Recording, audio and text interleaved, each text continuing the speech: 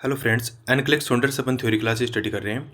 Chapter number 23 risk condition related to pregnancy part first अपन ने study कर लिया था, जिसमें अपन ने दो रिस्क कंडीशन स्टडी की थी, ब्लीडिंग ड्यूरिंग प्रेगनेंसी और दूसरा अबॉर्शन। ठीक है, दोनों अपन ने डिस्कस कर लिया।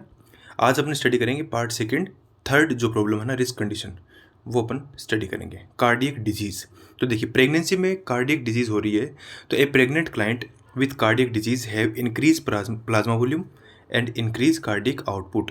अगर कार्डियक प्रॉब्लम होती है, हार्ट रिलेटेड यदि प्रेगनेंसी में प्रॉब्लम होती है तो उस कंडीशन में क्या होगा, प्लाज्मा वॉल्यूम बढ़ेगा और साथ ही साथ कार्डियक आउटपुट भी बढ़ेगा। ये जनरली भी नॉर्मल यदि प्रेगनेंसी है तो भी प्लाज्मा वॉल्यूम और कार्डियक आउटपुट इंक्रीज होता है, लेकिन यदि कार्डियक डिजीज़ है तो उस कंडीशन में क्या होगा, एक्सेस अमाउंट में इंक्रीज होगा। अब असेसमेंट की बात कर ले कि कौन कौन से साइन सिम्टम अपने को दिखाई देंगे यदि कार्डियक डिजीज़ होती है तो सबसे पहले अपने को साइन मिलेंगे, sign and symptom of cardiac decompensation. कौन कौन से सिम्टम्स, लाइक कफ प्रोडक्शन होगा, रेस्पिरेटरी कंजेशन होगा, डिस्निया डिफिकल्टी इन ब्रीथिंग होगा, फटीग होगा। ठीक है, क्योंकि ऑक्सीजन कैरिंग कैपेसिटी जो है वो डिक्रीज हो जाती है यहाँ पे।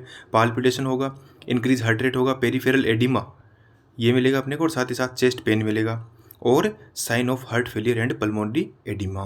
ये साइन एंड सिम्टम अपने को दिखाई देंगे। ठीक है, नेक्स्ट अपन बात करते हैं इंटरवेंशंस की। तो मॉनिटर द वाइटल साइन। इस कंडीशन में अपने को क्या करना चाहिए, टीपीआर प्लस बीपी अपने को लेना चाहिए, और साथ ही साथ जो फिटल हार्ट रेट है वो भी मॉनिटर करते रहना चाहिए। देखिए, जब भी प्रेगनेंसी के दौरान कोई भी अबनॉर्मलिटी हो तो सबसे पहला अपना काम क्या है, मॉनिटर वाइटल साइन, मदर के वाइटल साइन लो, टीपीआर बीपी लो, और साथ ही साथ फिटल हार्ट रेट मॉनिटर करना, ये अपनी फर्स्ट रिस्पॉन्सिबिलिटी है। ठीक है, ये ध्यान में रख लेना आप।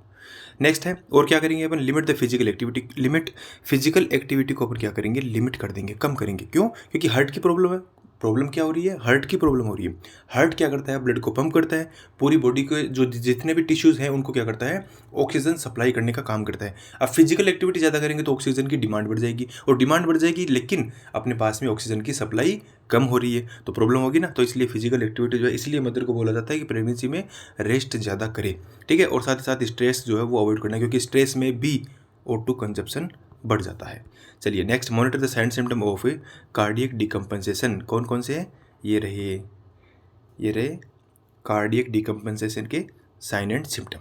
ठीक है, चलिए नेक्स्ट अपन बात करते हैं, और क्या कर सकते हैं अपन इंटरवेंशन में, एडिक्वेट न्यूट्रिशन प्रोवाइड करा सकते हैं। ठीक है, नॉर्मल कैलोरी प्रोवाइड करवाएंगे, लेकिन सोडियम जो है वो कम प्रोवाइड करवाएंगे, क्योंकि सोडियम वाटर को होल्ड करके रखता है, एडिमा प्रोड्यूस करता है और वेट गेन में हेल्प करता है, इसलिए सोडियम अपन कम देंगे। ठीक है, देना जरूर है लेकिन लिमिट कर देंगे सोडियम को, और साथ ही साथ कोलेस्ट्रॉल जो है वो भी लिमिट कर देंगे।